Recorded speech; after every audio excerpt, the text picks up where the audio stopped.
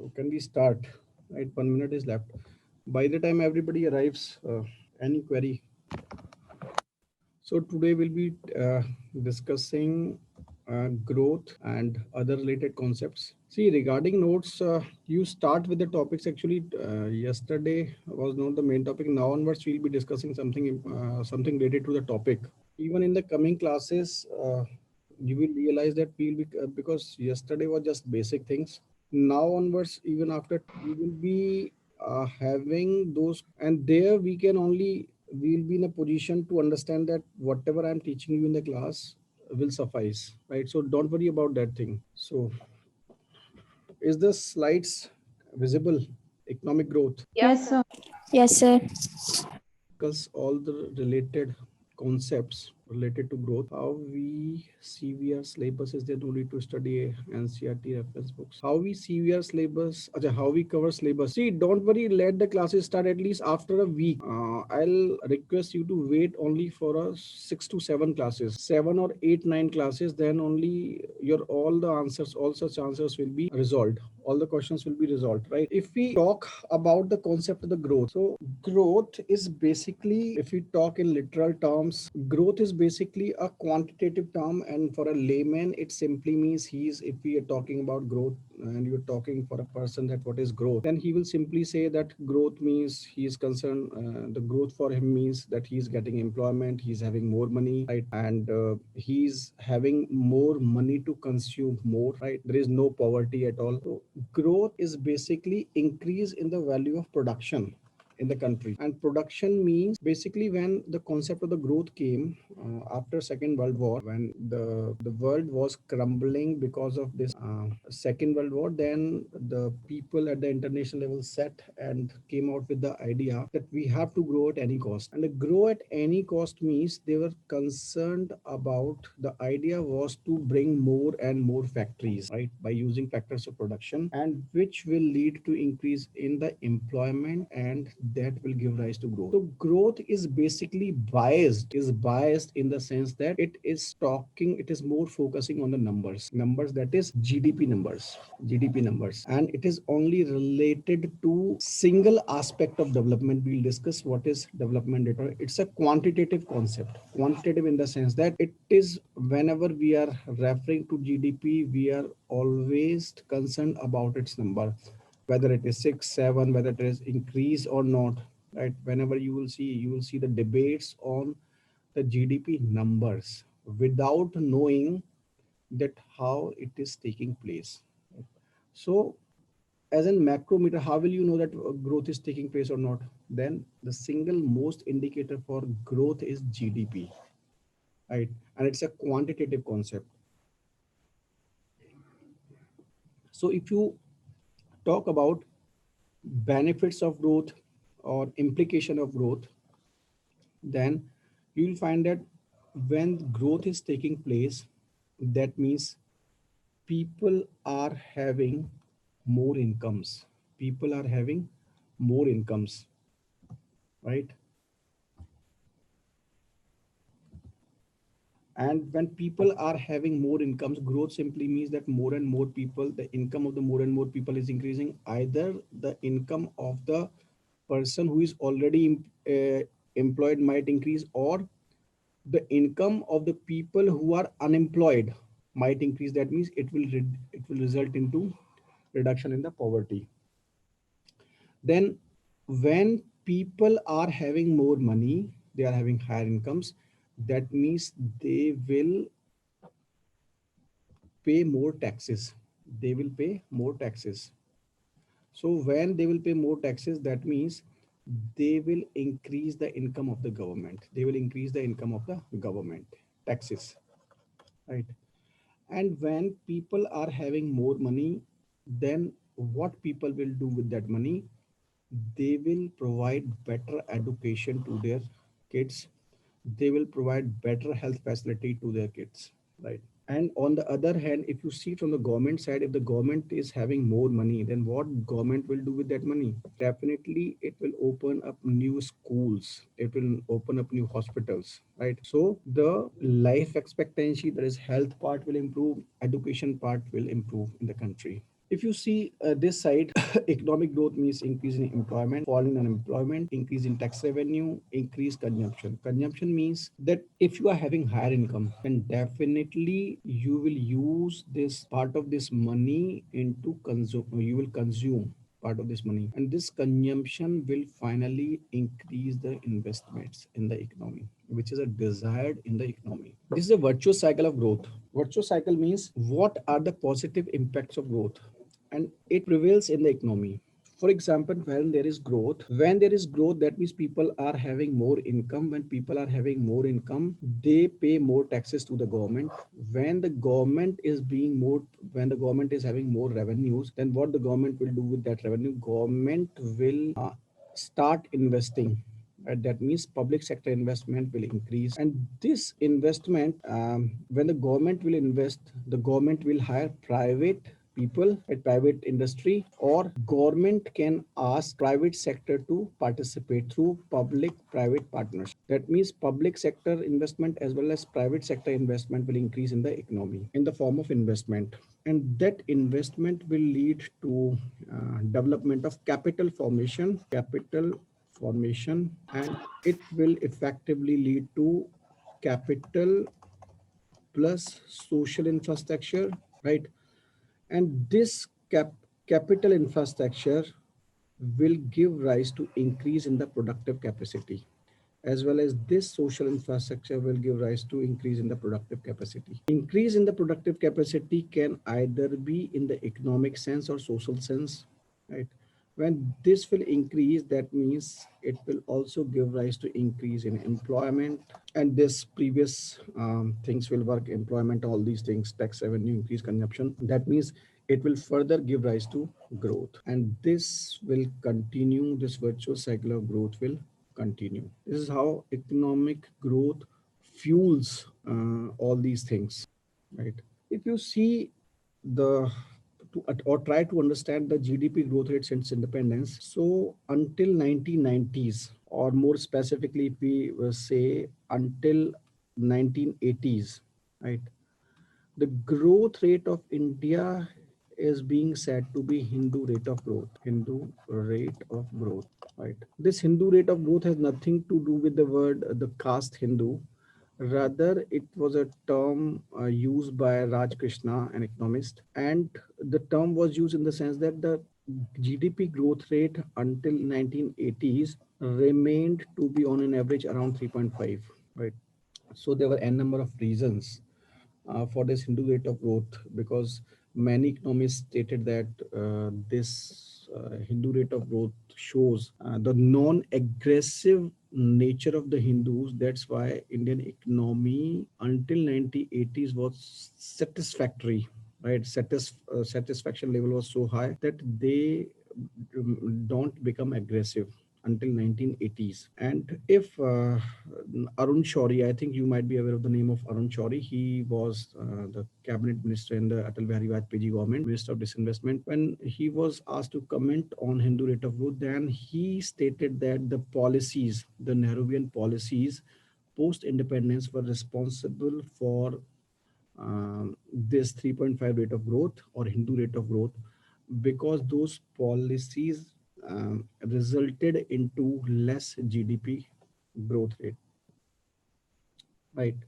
So this is an understanding. And after, when it was realized that the policies post independence were not in sync with the demand of times, then in 1991 the government of India decided to undertake certain structural as well as short-term measures to do away with all the inefficiencies prevailing in the economy before 1990s. And in 1990s, we adopted the most popular new economic policy in 1991, or Rao Manmohan's model, the same thing, or most popularly out of them was liberalization, privatization, and globalization. Right? And after 1991, if you see the growth rate, even it has touched more than, this is around, it has remained around 8 to 9%, but in many of the quarters it has touched 10% in quarters. This is yearly growth rate. This is yearly growth rate, right? There's a term ICOR. Okay, in many at many places you will find this is as incremental capital output ratio. At many places it is input capital output ratio. This term UPSC can ask you directly, and its implication they can ask you. ICOR is basically telling you the efficiency in the economy. Efficiency in the sense that it is a ratio. Go word by word. It is a ratio of input upon output. Output. Input is basically in an economy. Input is investment, and output. If I talk about what is the output, then you will say change in GDP. GDP. So ICOR is basically change in investment upon change in GDP, right? So incremental capital ratio explains the relationship between the increase in investment made in the economy and the consequent increase in GDP. ICOR indicates the additional unit of capital or investment needed to produce an additional unit of output. Now see here what we do, that we change the investment, and we subsequently we see how much is the change in the GDP. Now if we analyze this formula, then we will see that if change in GDP is higher, change in GDP is higher, then ICOR will be low. ICOR will be low. That means the economy will be efficient. The economy will be more efficient because with the same investment, for example, you assume two situations. In one situation, change in investment is, for example, 1%, right? And in that case, change in GDP is, for example, 1%. Then ICOR will be 1. In the second case, change in investment is, for example, 1%, and change in GDP is 2%. That means in the second case, change in GDP, that is output, is higher. So ICOR in that case will be 0.5, right? That means when the ICOR is low, in that case, your economy is more efficient. So ICOR is telling you about the efficiency of the economy. So if the ICOR is higher, that means your economy is less efficient, right? If the ICOR is higher, then the economy is less efficient. And if ICOR is less, then your economy is more efficient. So UPSC can ask you direct applied question on ICOR. So if you see this, this is a graph which is telling you about the ICOR since 2005-6 to 2013-14. So in this ICOR during the time of 2008-9, right, was 5.7, comparatively higher, and 2012, starting of 2013-14, it was 8.5. Now see, this was the time when country was facing the issues of corruption, right? The very popular time of policy paralysis, right? This was the time when there was no mining taking place in the country. The coal was imported. All the mining was closed by Supreme Court, and there was across the country, the central government was charged with corruption charges, right? That means now try to sync this figure with those times. That means in those times, this was policy paralysis. That means the most inefficient economy. The economy was most efficient at that time, right? So the inefficient economy was also reflected through this ICOR. And if you again realize this time, 2008-9, these were the times when UPA won, right? UPA won, government was going to the elections. right? It was again the peak time of corruption related to all these times, right? So that means ICOR is telling you about the efficiency existing in the economy, right? Now coming to economic development. Economic development is basically a holistic idea, and it is unlike the economic growth, which is a quantitative term. Economic development is basically a holistic idea, right? And it basically talks about human capital, infrastructure, regional competitiveness, environment sustainability, social inclusion, health, safety, literacy, and other initiatives, right? See, if you see the growth, growth is also integral to development, right? Growth is one component of the development. Growth is one component of the development, but development is more concerned about standard of living of the people. It is talking about quality of life. It is talking about quality of life as well as the economic health of the people, right? It differs from economic growth in the sense that economic growth is quantitative aspect, while you see development, it is more about quality, health, standard of living, education, health, and how people are living. They are considering, they are more focusing on human capital, right? So economic development is more about social well-being of the people, while growth is more about GDP. So if you talk about Amartya Sen, he says that growth is one aspect of the process of economic development.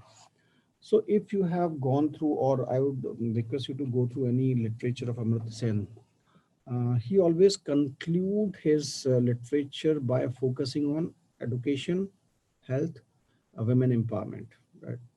Go through any of his literature, कोई भी book देखिए, or any of his write-up. He's always talking about all three or four things. Right? He's talking about literacy.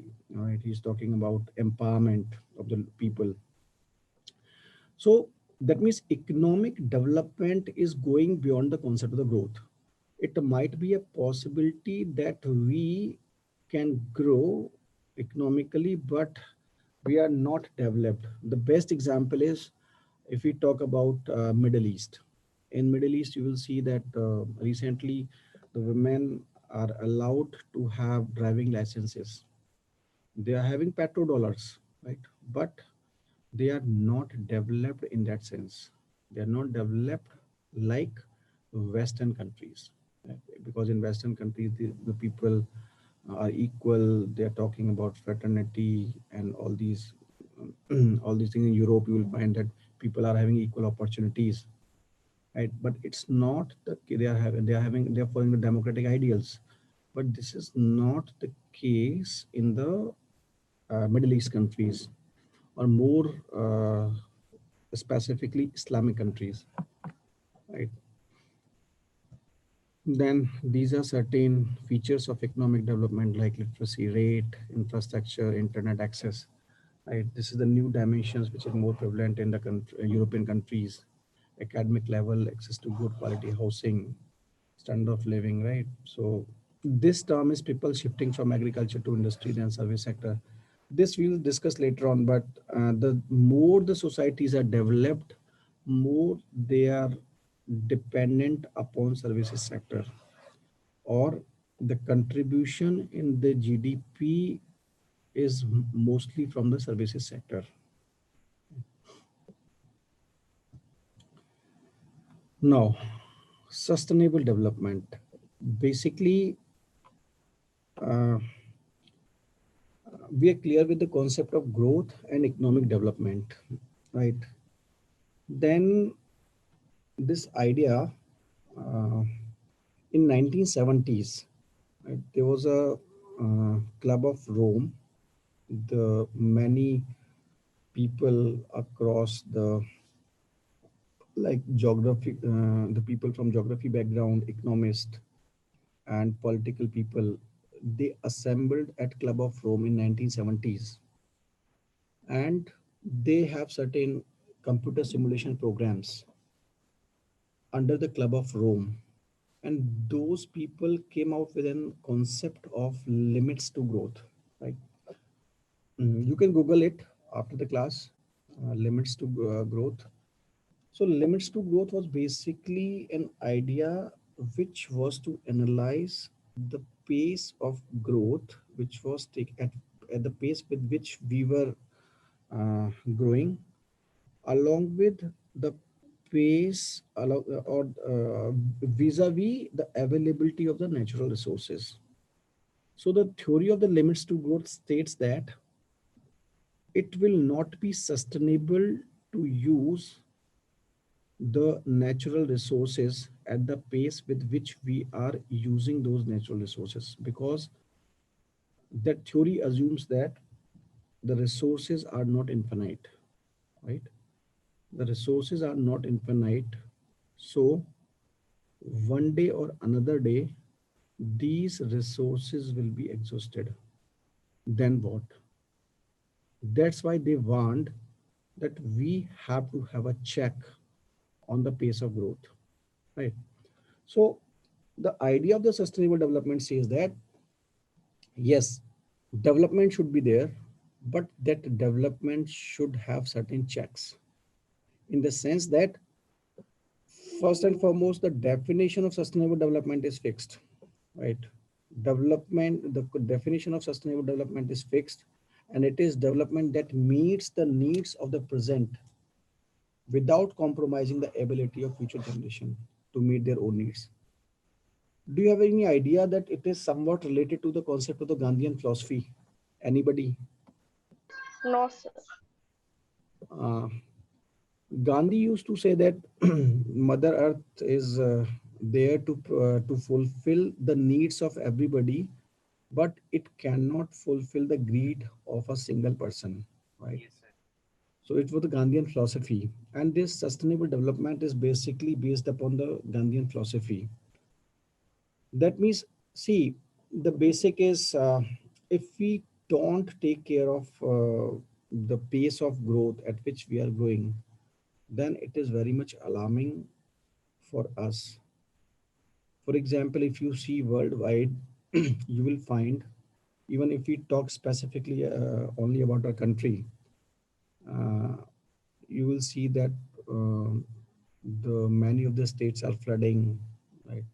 The best example is Uttarakhand, right? Uttarakhand faced that flash floods in 2013, right? And how much disastrous it was for the people.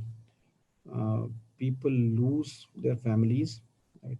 Again in 2021, recently in the starting of 2021, I think in February or March, there was glacial outburst, right? So you see that we are doing growth, unmindful growth. This is basically unmindful growth in the sense that we are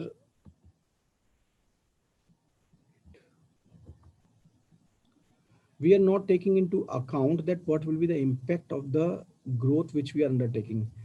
You are exploiting the hills, right, without realizing the negative impact of that, right?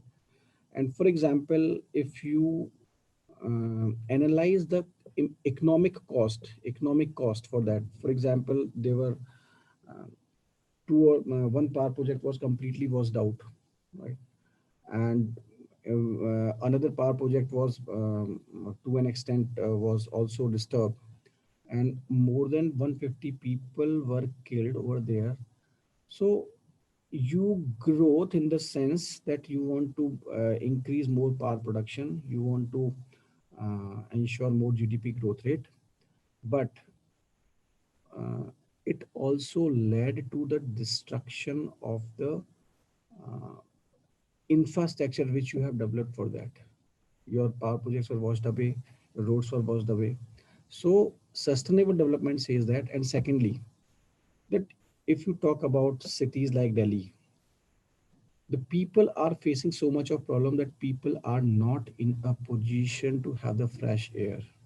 First, as I discussed in the previous classes, that in the cities like Bangalore, in the city of Chennai, They are having the water tables has reduced to zero, and by 2025 the Delhi is also going to face the same thing. That means water will not be available to the coming generation. So what is the benefit of this pace of growth where we are growing? So sustainable development says that, secondly, quality of air. During the time of Diwali, before Diwali in this NCR, Delhi NCR region, there is emergency type of situation, right? Because we are not in a position to have the fresh air. So where we are heading to?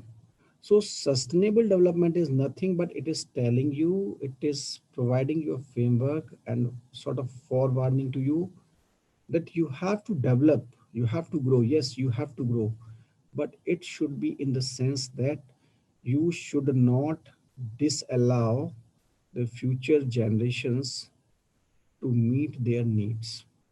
Right? So we have to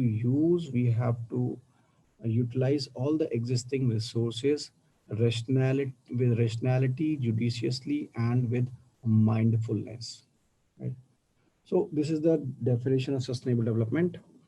A sustainable society enables its members to achieve a high quality of life in ways that are ecologically sustainable. So if we talk about the dimension of sustainable development, there are three dimensions of sustainable development. One is society, economy, and environment. Society, in the sense that sustainable development talks about the welfare of the whole society. It is talking about equal opportunity. It is not talking about increasing the inequality in the society.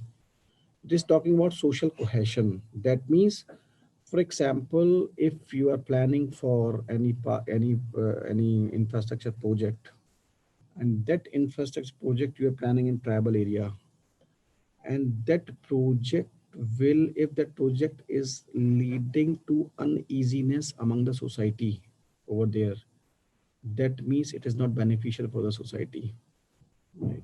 So if you are if you are ensuring growth, then it should also promote the social cohesion in the society. People should welcome that change rather than opposing that change. International solidarity, that means it should not be like that. If you are carrying out any growth related project, then it should not be like that you are being criticized for that, right? Maintenance of human capital, that means your steps should be such that it should promote the human capital. For example, if you see in the cities like Delhi last year, there were riots in eastern Delhi, right? So all these things are basically not good for the sustainable development part. It's making your economy, your society unsustainable. And sustainable development, that's why it's covering all the aspects, right? Economy, if we talk about, yes, they are talking also about economic growth. They are talking about efficiency and competitiveness. They are saying that we should utilize the existing resources with efficiency, that is, with more, having least ICOR. Flexibility and stability, we should not be rigid. Production, consumption, employment, that means it should give rise to employment, it should promote international trade. That means it is covering all the aspects of the economy. Environment, environment in the sense that we should consume the resources more judiciously. It should not be unmindful. We should be focusing on producing least waste, right? And we should use them more efficiently. We should grow in such a manner that it is creating less risk for the coming generation, or at that time only. Rate of change, right? Change should be comparatively slow. Natural and cultural landscape, we should um, do anything in such a manner that it is not changing, it is maintaining the natural and cultural landscape, because it will only be sustainable, right? Any query till now? Growth, development, and sustainable development.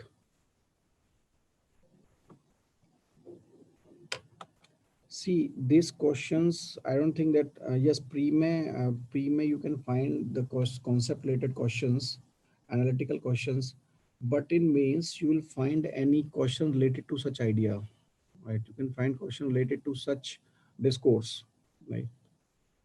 Then next thing is inclusive growth. Uh, the discourse of inclusive growth starts with the idea that in 1950s or late 1940s, we focus on growth, right? Then after that, the governments across the world realize that despite focusing on the growth part, the people are still struggling for square meals a day. Right? They are still facing the problem of poverty. They are facing the problem of hunger, especially the countries like Africa and the developing countries. Right? Then the governments realize that there is something beyond that growth, and then they came up with the idea of development and all those things. And they said that okay, development is something which goes beyond just talking about quality of life of the people. And then they start talking about development. And on the other hand, then it was I said that limits to growth were discussed in clubs of Rome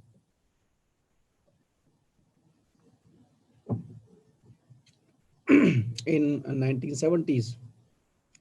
So at the same time, debates were emerging that how we are growing is the pace of growth at which we are, because at that time, the only concept was growing at any cost, because we were more interested in numbers, in figures. That is, we were only focusing on GDP growth number 6% to 7%, 7% to 8%, without knowing its result. So the most impact was felt in the climate change, right? That's why you will find that whenever the climate change is being focused across the world, right? Then in 1990s, if now we are coming specifically to India, in 1990s we opened up the economy. We'll discuss it in other slide, in other other lectures.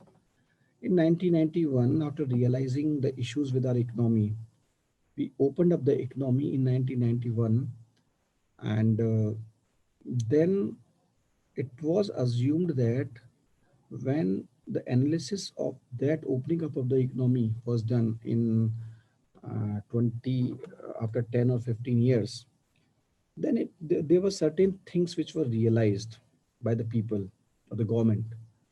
And the realization was the government realized that yes, one of the objective of the change in the policy was achieved, and that objective was the pace of growth.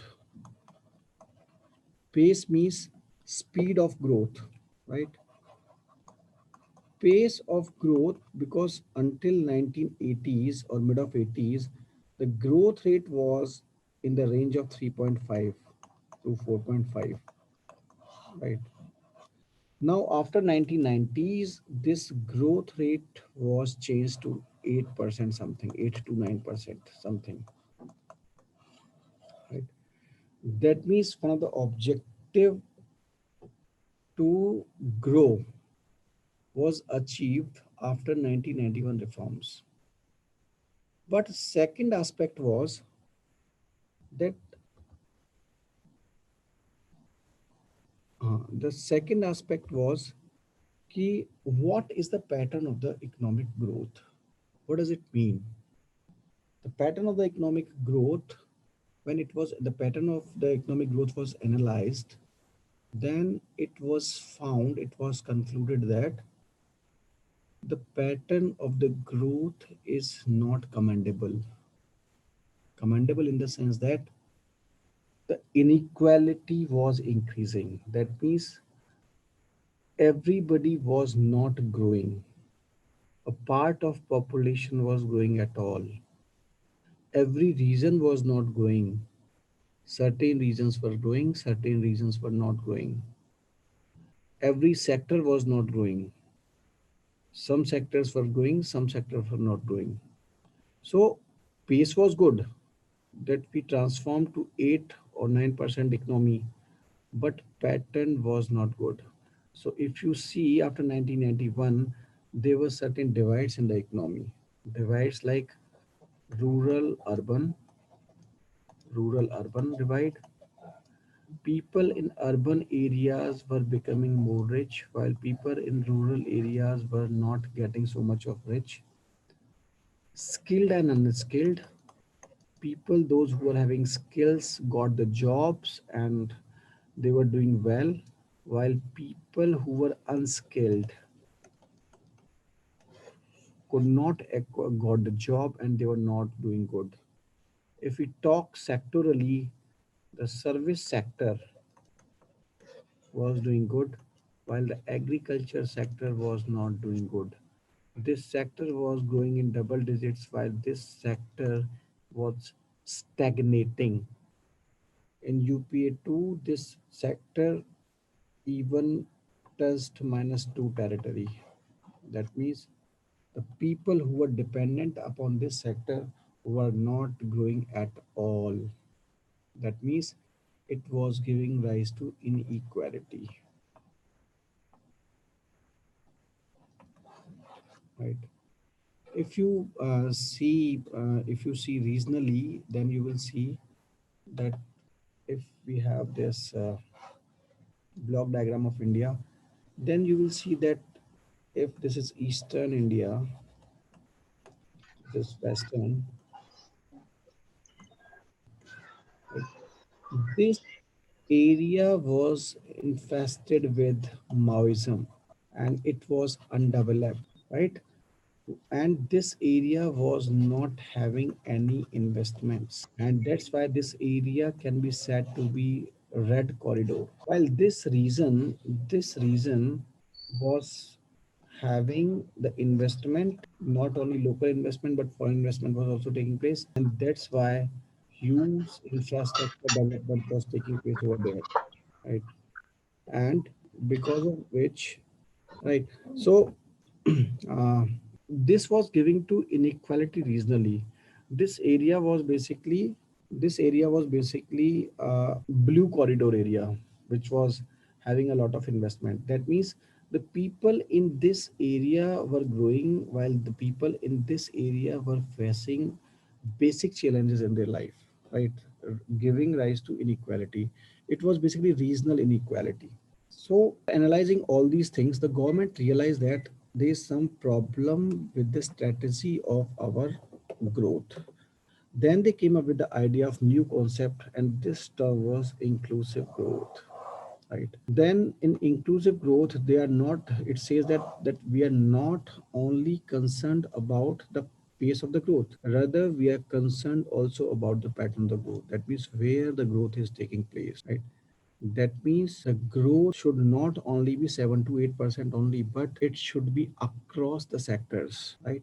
It should be across the sectors. That means agriculture should also grow at least at 5 to 6%, right? All the regions should develop. That means this area, Eastern India, should also be developed at par with Western India.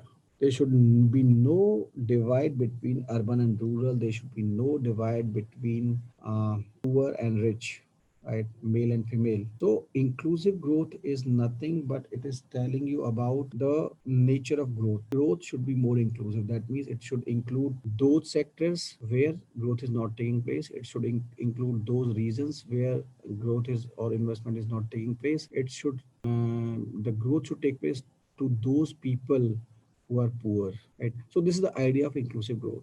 Inclusive growth is not neglecting the economic growth. Keep it in mind. It is not neglecting the economic growth.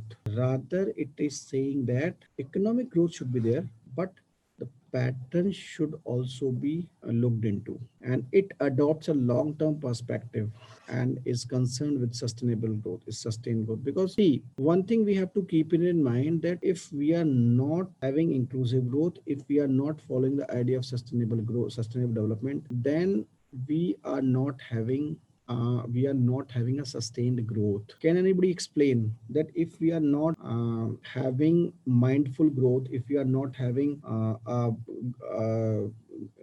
if we are having unmindful growth, then our growth will not be sustained. Can anybody explain with an example? If we are not doing growth with mindfulness, then the growth will not be sustainable. Anybody with the example? My chat is not coming in my disruptive innovation. What do you mean by disruptive innovation? Shrikant. Any we only focus on production, but in long term, the fertility of land is ignored. Very good. Extensive use of fossil fuels for production of electricity, predominantly increase in number of coal-fired power over the last decade. Very good. The best example is of climate change, right? The best example is climate change, which is being faced across the world. The world is facing, if you see, US, they are facing floods. Many times they are facing fires, and same in the Europe. Many times they are facing floods. In Germany nowadays, you will see visuals that the Germany is devastated due to the fire, due to these floods, right? In Australia, you will see yes, fires and floods everywhere, right? Floods everywhere, wildfires, yes. So that means, and the best, you have to take exclusive examples. You can also talk about flash floods taking place in Kashmir, glacial floods, which is glacier melting, which is taking place in Uttarakhand, right? So that means, for example, we are exploiting all these hills, like Char Dham roads are being constructed, despite the fact that Supreme Court asked the government not to go ahead, because they have to take the fragility of the ecosystem in mind. But the government, in the name of growth, development, are taking such steps, right? But that we have to have a trade-off. We have to have a balance between growth, right, as well as sustained growth. Traditional methods are put aside beside going with technology, ignoring calls and highlighting posts for easy. Yes, that's also the idea, that we are see, again, technology is again having two sides, pros and cons. But what we are doing, excess of everything is bad. So what we are doing, that, for example, the best example is, if we talk about technology, that in this, during the time of pandemic, if there was no technology, then we could not survive. But over dependence upon this technology, for example, if you talk about kids, right? So they are so used to the technology that it is leading to negativity in the children. It is creating problems amongst the children, right? So this is how the idea is, inclusive growth is saying that whatever we are doing, we should not only be concerned about pace of the growth, rather we should also focus upon pattern of the growth, right? And most importantly, inclusive growth also talks about environmental part. Right? My environment is very integral to this all the growth strategy, in the sense that if environment is not taken into account, and most importantly, one thing is very important, that the negative impacts of the environmental eventualities is being faced by marginalized section of the society. They are very much affected, right? Because if you see that, for example, the floods are coming, the rich can shift themselves, but what about poor? If there is any ocean tide, then the people who are living nearby the sea area, they will be affected. Their area will be inundated with floods, with the water, and effectively they will lose their, not only their belongings, but they will lose their lives, right? Even if you see during this pandemic, the rich, the millionaires left India, and they left India to London, right? I think you might have gone through the news stories, right? So that means The major challenge is if the growth is not sustained, it will affect the poor people mostly, right? People's training into human resource, if not qualitative, it will not be sustainable for the economy. Correct. Lakshmi Priya Kasi. Right. Next is elements of inclusive growth. So if we talk about elements of inclusive growth, it is talking about employment generation. See, employment generation now, inclusive growth says that this employment generation where it should take place. It should take place in the sectors like agriculture sector. It should take place in the poor regions. It should take place in the people who are unskilled. Who are unskilled should be provided the job suitable for them. Right. Agriculture development, as I already mentioned, that inclusive growth is saying about that sector which is not doing social sector development. It is also clear that we should focus on uh, making human resources, equal distribution of income. That means we have to reduce the Gini coefficient, that we have to make society more equal. At environmental protection, that means we have to do all the growth related thing which are taking care of the environment without destroying the environment. Then reduction in regional disparities, that means we promote regional equalities. Industrial development, see, industrial development is important in the sense that it provides more employment opportunities, right? Because the issue with service sector is that it promotes growth, but in comparison to this industrial development, the generation of the job opportunities is comparatively less in case of service sector. That's why uh, the industrial development is preferred, right? Then comes poverty reduction. So poverty reduction means, because inclusive growth is saying, it is more focusing on the people who are marginalized, right? So it talks about poverty reduction, right? So this is all about the concepts of growth, development, sustainable development, and inclusive growth. Any any question related to all these concepts? Sir, can you explain me about ICOR? Sorry, Can you explain about ICOR? ICOR. Okay. Uh, yes, sir. See, ICOR is telling you about the efficiency of the economy.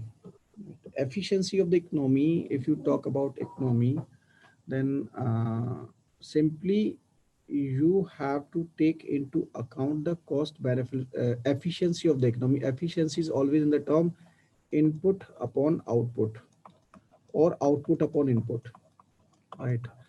But ICOR is, it is defining, it is saying that change in input upon change in output.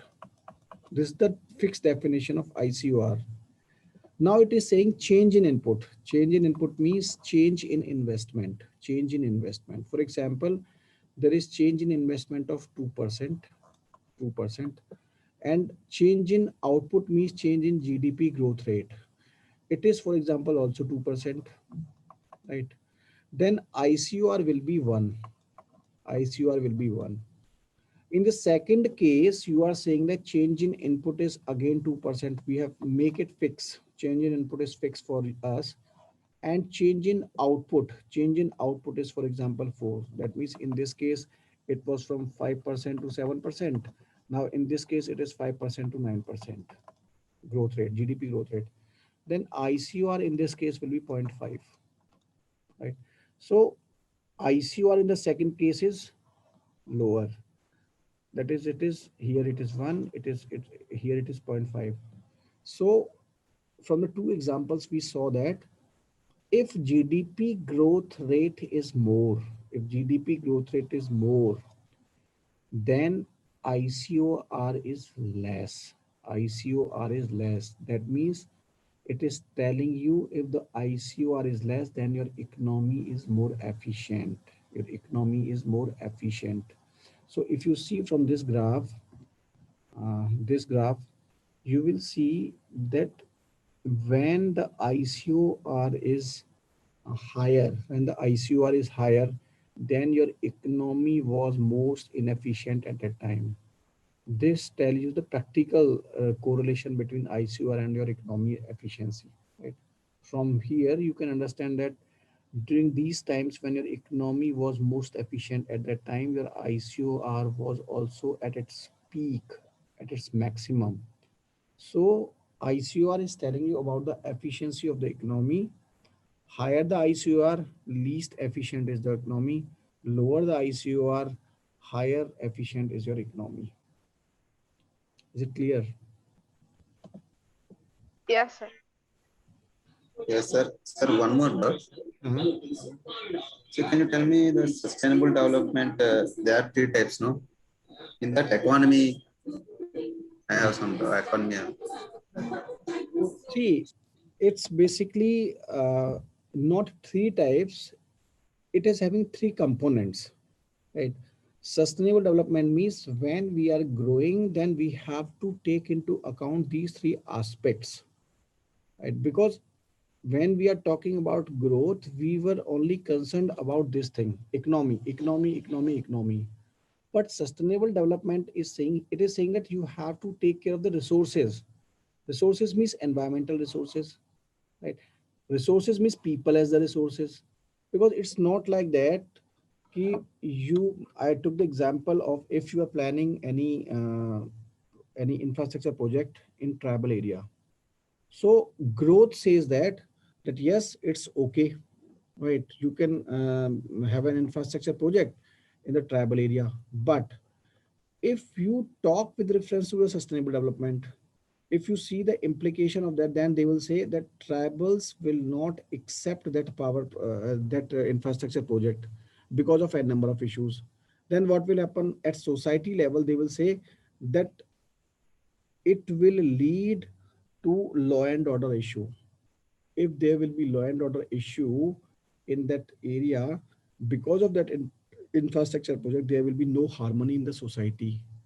And that means it will, though it can prove economically good for that area, but societal wise for the society it will not be good. That means it does not fits into the category of sustainable development, while it might fit into the category of growth, but it will not fit into the category of sustainable development. This is the it's about sustainable development. Sir, excuse So me. please give explanation of short explanation of inclusion growth. Inclusive, see, inclusive growth is nothing but it is more focusing on the pattern of growth. It is saying that how growth is taking place. I say that after 1991, we grow at 8 to 9%. That means pace was good, right? We switched from 3 to 8. It was good. But where that growth was taking place, what was the pattern?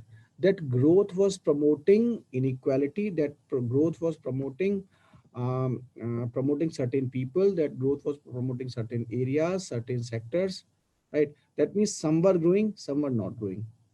So inclusive growth says that we have to take care of not only the pace of the growth, but pattern of the growth, where it is taking place.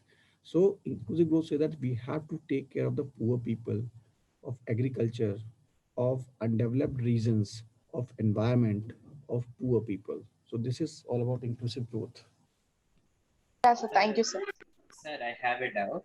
Mhm. So you told that service sector is doing better than agriculture. Mhm.